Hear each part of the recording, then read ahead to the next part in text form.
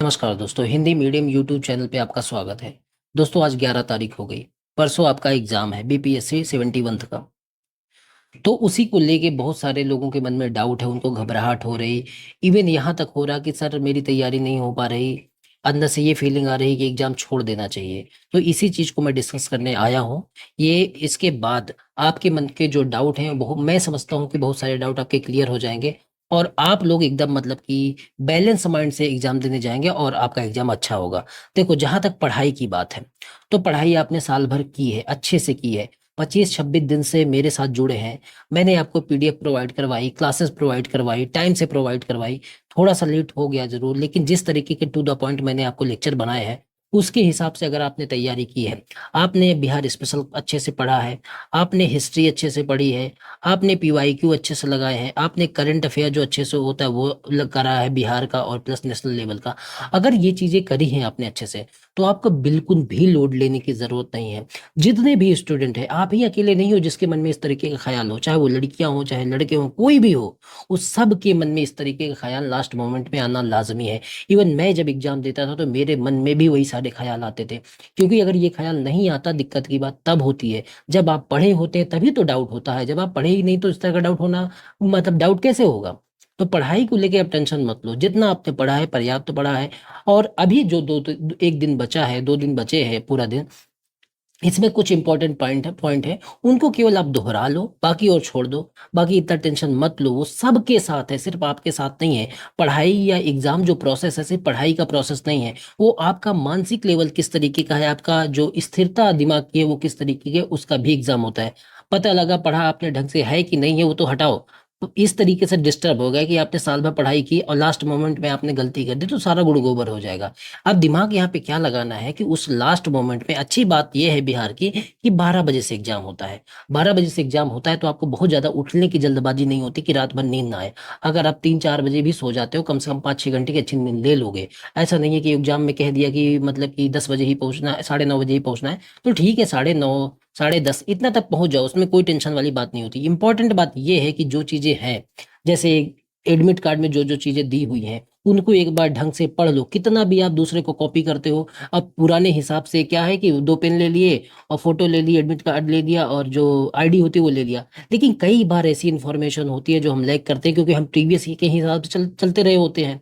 तो उसको आराम से पढ़ लो, पॉइंट एक एक पॉइंट पढ़ लो कि उसमें क्या क्या मतलब मांगा है। ऐसा नहीं कि आपको एग्जाम सेंटर पे जाके पता लगा कि भाई इसमें तो 2 एडमिट कार्ड मांगे हैं, तो अब उसके लिए आप घबरा इधर उधर फिर रहे हो। तो ये चीजें आपके दिमाग में रखो, इनको अब देखो लास्ट मोमेंट है, तो एग्जाम सेंटर में पहुंचने तक की कोई गड़बड़ी नहीं होनी चाहिए। और बिहार में क्या है, अभी 11 तारीख है, आज आज सेंटर पता चल गया आपको। तो उसके हिसाब से आप तैयारी कर लो कि भाई मैं वहां तक कैसे पहुंचूंगा।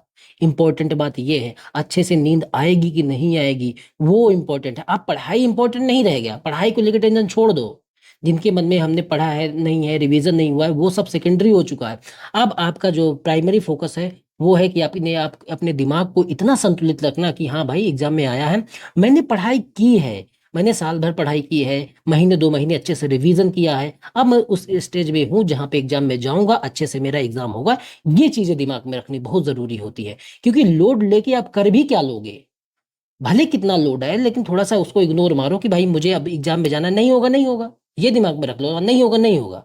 बहुत लोग के नहीं 100% कॉन्फिडेंस बना, अरे छोड़ो वो सब चीजें, नहीं होगा ना बहुत, यही तो मर तो नहीं जाओगे, रिलैक्स होके जाओ, एग्जाम दो, जो होगा उसके बाद देखा जाएगा।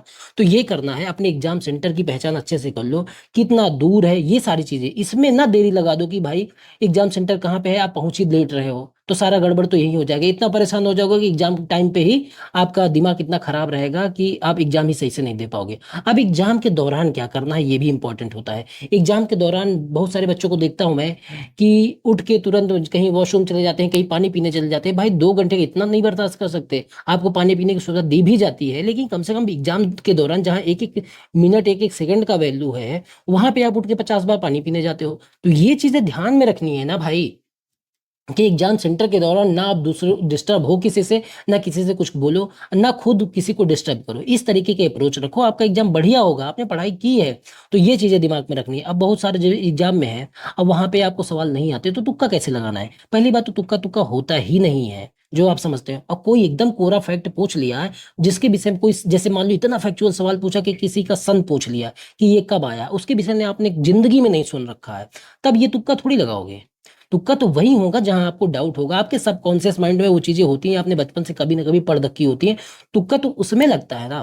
तो तुक्का जो होता है वो एक साइंटिफिक चीज होती है, उसमें क्या होता है कि आपने जिंदगी में कभी भी पढ़ रखा होता है तो वो चीजें क्लिक करती हैं, और जनरली ऐसा होता है कि जो पहली बार आपके दिमाग में आता है, क्लिक करता है, वही ऑप्शन सही होता है, ठीक है। तो ये यहाँ पे तुक्का लगाते समय ये ध्यान में रखना है, क्योंकि 150 के 150 सवाल कोई टॉपर भी होगा ना तब भी उसको नहीं आते, इवन 140 नहीं आते, 130 नहीं आते हैं, 120 नहीं आते हैं, इस बीपी बिहार एग्जाम की बात कर रहा। बाद में तुक्का लगा के सही हो जाए वो अलग बात है, ठीक है। तो ये दिमाग में रखो, आपको तुक्का लगाना है तो एक तरीके से लगाना है, ऐसा नहीं कि भाई ये देखा गया कि भाई ए ऑप्शन बहुत लोग लगाते हैं तो आपने ए पे ज्यादा फोकस कर दिया, बी ऑप्शन लगाते हैं लोग तो बी पे फोकस करके मार दिया, सी डी इसी तरीके से। ऐसा कोई रूल नहीं होता तुक्का का, क्या पता कौन सा ऑप्शन सही हो जाए, तो गेस आपका जो इंट्यूशन कहता है ना उसके हिसाब से तुक्का लगाना है। और ठीक है, तो ये एग्जाम के दौरान करना है, उठना नहीं है बार बार, अपने आप को कूल माइंड से खा पी के जाओ, जो मतलब कि एनर्जी दे वो चीजें खाओ, ऐसा मतलब कि जाके ये समोसा पकौड़ी ये सब चीज मत खा लेना कि जाके वहां उबासी मार रहे हो और एग्जाम में मतलब कि जहां फोकस होना चाहिए वहां फोकस नहीं हो पाता है। तो ये चीज नहीं, आपका पेट ही दर्द करने लगे एग्जाम के 2 घंटे के दौरान, अपने आप को किसी तरह से कंट्रोल करके एनर्जेटिक फील करके उस दौरान चॉकलेट वगैरह खा लो जिसमें थोड़ा सा कैफीन होता है, जिसकी वजह से आपको मतलब एनर्जी फील हो 2 घंटे तक। तो वो काम करो, इधर दाएं बाएं की करने की जरूरत अब नहीं बचती है। आज जब एग्जाम देके निकलो तो ये चीजें हो जाती है। एग्जाम के बाद क्या करना है, एग्जाम के बाद ये नहीं कि भाई मेरा इतना सही है दूसरे से मिलाने लगो, आपका कुछ गलत हो जाता है तुरंत टेंशन में आ जाते हो। जो एग्जाम का पेपर होता है ना उसका एनालिसिस बाद में होता है कि सही है, अब मतलब कि सरल आया, कठिन आया, मॉडरेट आया, किस तरीके का आया। तो जैसे ही तुरंत मिलाने लगोगे तो आपके मन में इस तरीके का ख्याल आने लगेगा कि मेरा एग्जाम खराब हो गया। ऐसे नहीं होता है, तो किसी से मिलाने उलाने की जरूरत नहीं है, एग्जाम दे के आओ, घर बैठो, फिर आराम से जब आंसर किया जाए उसके हिसाब से जज करो, मिलाओ, उसके बाद आगे की चीजें प्लान करो। तो इसके लिए बस मेरा इतना ही संदेश है, इतना ही मतलब कि मैसेज है कि आपको घबराने की जरूरत अब नहीं है।